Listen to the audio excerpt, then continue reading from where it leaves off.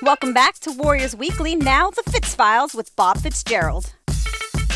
All right, this time around on the Fitz Files, we come to you from the road. This is the Big Apple, Gotham City in New York.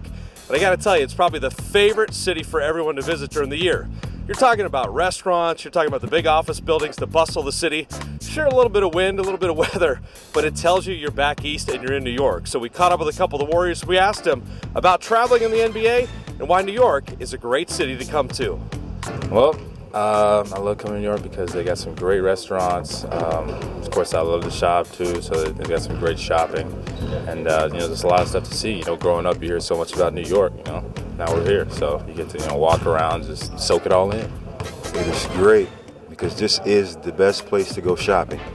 The best place. I'm going to get a lot of good gifts from, hopefully, all the players around here, including you. So. In addition to everything that's fun about New York, don't forget that Madison Square Garden is called the world's most famous arena. You do anything in the NBA at MSG during the season, people are going to know about it.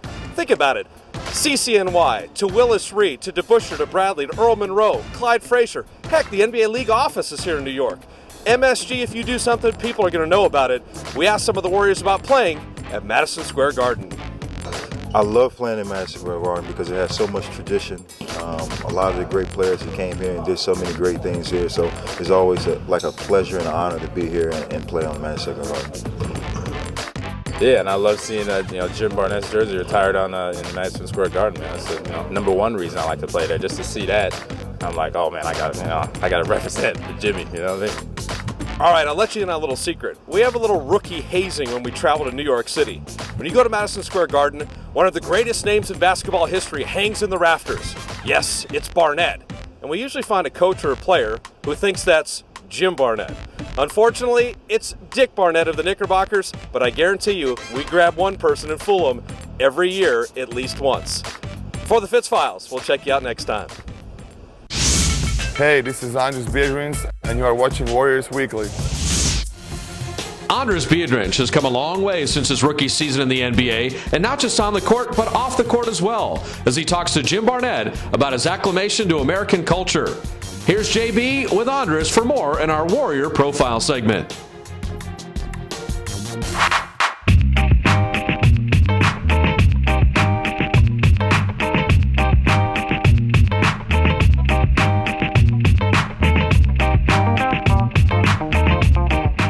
Well, we're here with Andris Biedrins in his home overlooking Lake Merritt in Oakland, and nice digs you have here, Andris. It's a nice place. Thank you, Jim. I really like it here too. You were drafted, you were 18 years of age when you came over here and played in the NBA your first year. How much English had you had before you came to America? The English, I didn't know a lot. I just knew just basic things, how to ask some things, what I wanted, and but after half year being here, you pick it up so easily because you talk every day and you talk to your teammates, your friends. You watch TV, it's on, English radio, so it's easy to learn living here. When we first met a few years back, you were a little reluctant to do some interviews, but now you're certainly confident, you're very loquacious, you're very glib, you've got this personality, and it seems like you like to talk to the public. Yeah, it's always been like that, but just a couple of years ago, I was not feeling comfortable to talk and to express myself how I really wanted to because of the language barrier. So, but now it's been great and I feel pretty good. Your parents do visit a lot, don't they? Of course. I mean, not a lot, but they come every season. We don't have much free time, so it's kind of hard for them to come anyways. And then we find like 2 weeks when we have most home games, then they come visit me. We hang out a little bit, and they go home, and we go on the road. Tell us about when you go home this last summer, particularly. You played on the Latvian national team in the World Championships. Do you enjoy playing for your home country? Yeah, it's always fun to go back home and play in the summertime because you see your old friends where you used to play together, and kind of get everybody together and play. It's a lot of fun. What do you like to do for fun?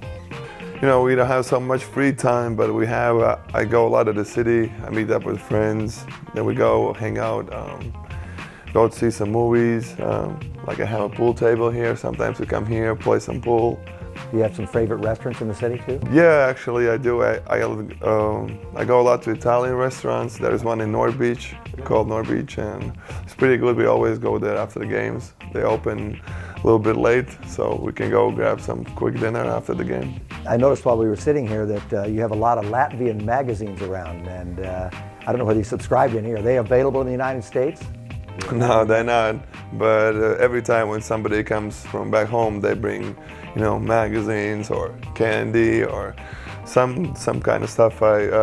Maybe I miss a little bit here. Andris, we know how big the NBA is in the United States and worldwide, but how big is the game of basketball in Latvia?